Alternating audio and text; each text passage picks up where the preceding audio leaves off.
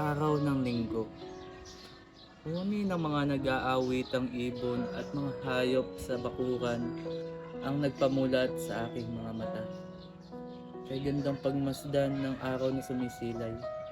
Perpektong pagkakataon upang makapagmuni-muni at makapagnilay.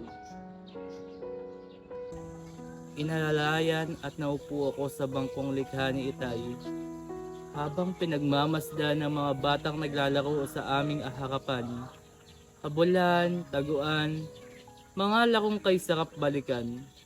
Simpleng buhay, walang mabigat na suliraning pinapasan at masayang namumuhay bilang mamamayan. Sa kabilang dakoy may narinig akong mga batang naghahalakhakan. Napabalikwas ako sa aking kinauupuan. Nagising sa katotohanang hindi ko na pala mababalikan. Wala nung ako'y mabaldado, dulot ng pagkakabagsak ko sa aming manggahan. Ngayon, araw-araw na lamang akong nangangarap upang balikan ang mga nakakaan. Nilalaro ang isipan upang silayan ang dati kong kinagisnan.